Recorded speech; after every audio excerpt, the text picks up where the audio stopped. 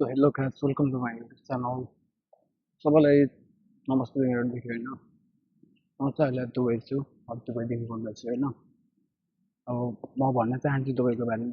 मान्छेले भन्छ नि दुबई आएपछि यस्तो लोकता आयो उस्तो लोकता आयो। तर म भन्छु दुबई आएर केही लोकता आएन कि मैले त। किनकि म दुबई आएँ हैन अनि ओन भिजामा आएर काम गर्न खोजेँ, सकिनँ।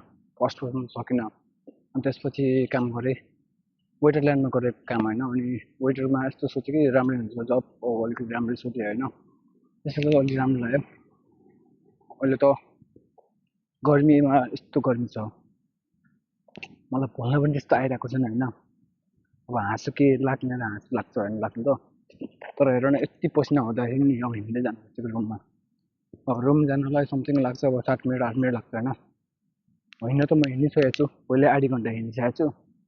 पहिले उतै रुमदेखि चाहिँ रेस्टुरेन्टदेखि आएको हैन। अनि रेस्टुरेन्टदेखि आएको अनि त्यसपछि मैले अप्लाई गरेँ हैन। मेरो साथी हो जो भन्छ नि यहाँको डले उसले भिजिटमा आऊ अनि त्यसपछि आएर म तिमीलाई राम्रो काम लगाइदिन्छु अनि दायाँ बायाँ यताउति भनेर लुट्न खोज्छ हैन। तर म पहिले भन्न चाहन्छु डलेको पछि लाग्यो भने केटा तिम्रो लाइफ खलास हो कि। कसको हातमा पठाइदिन्छ कि सप्लायरको हातमा बसाइदिन्छ कि कस्तो रेस्टुरेन्टमा बसाइदिन्छ तिमीलाई। त्यसपछि तिमीलाई त्यहाँ 2 वर्ष कटाउनु पर्छ। 2 वर्षसम्म यस्तो हुन्छ कि त्यहाँ के हुन्छ के हुँदैन भनेर मलाई मात्र थाहा छ हैन। किनकि म पहिला सुरुमा आएँ म डलेको हातमा आएँ अनि त्यसपछि ओन भिजा निकालेँ भाइ। किन ओन भिजा निकालेँ, ओन भिजा निकालेर अलिन गएर काम गरेँ 6 महिना जति। अनि त्यसपछि यहाँ आयो अबुधाबी। मैले अबुधाबीमा अड्काएको छु, यस्तो घटिया रेस्टुरेन्टमा अड्काएको छु कुरो छोडिदिएको हैन। तेरो एउटाको जिन्दगी झिङ्गलाला भइरहेको के केही पनि चलिरहेको छैन राम्रोसँग। स्यालेरी आयो 1 महिनाको स्यालेरी 12-1300 आउँछ हैन केटा। घर पैसा पठाउनु पर्यो 1000 बनाउँ अनि पकेट मनी हुँदैन आफूसँग। किनकि आफू फाइन परिन्छ उसमा रेस्टुरेन्टमा अब अर्डर लिँदाखेरि फाइन त पर्यो एउटा कुरा हो हैन। त्यसपछि भन्छ केटाहरूले यस्तो के अनि त्यसपछि म्यानेजरले भन्छ कि मलाई अहिले पैसा चाहियो किनकि तैँले पैसा माग्छस् अहिले, मलाई पनि अहिले चाहियो। त्यो फाइन परेको त परेको मलाई स्वाद छैन, तँले पैसा पठा नपठा मलाई स्वाद छैन। मलाई पैसा मेरो उसको फाइन परेको त्यो चाहियो भन्छ हैन। अनि त्यो माग्यो केही छैन त्यो माग्यो किनकि म फाइन परेको थिएँ त्यसले माग्यो त्यसलाई सुहायो हैन। अनि त्यसपछि के 5 मिनेट नत्र 1 मिनेट पनि के 1 मिनेट ड्युटी जानेमा लेट भइन्छ त्यहाँ पुरा उ गर्छ पिच्चा गर्छ।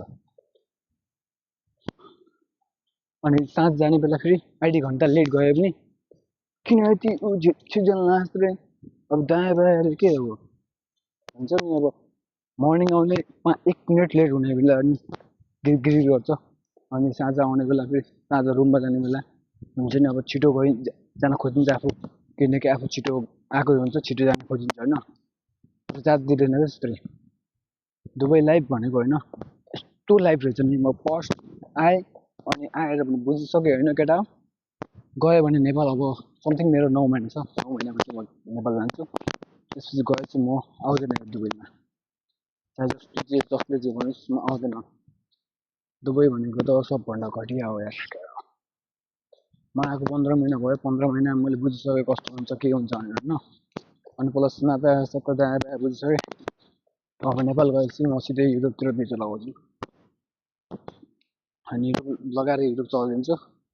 अब हेरौँ त्यहाँ पनि कस्तो हुन्छ। अब त्यहाँ राम्रो भयो भने राम्रोसँग बस्नुलाई काम लागेन नत्र अब त्यही हो केटा बसिन्छ नेपालमा केही गरेर देखाइदिन्छ न केही नगएपछि त।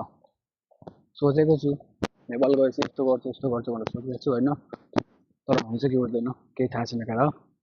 हेर्ने हो बाहिरको अब यसो देखाइदिन्छु नजर देखाइदिन्छु म गइरहेको ठाउँमा हैन। र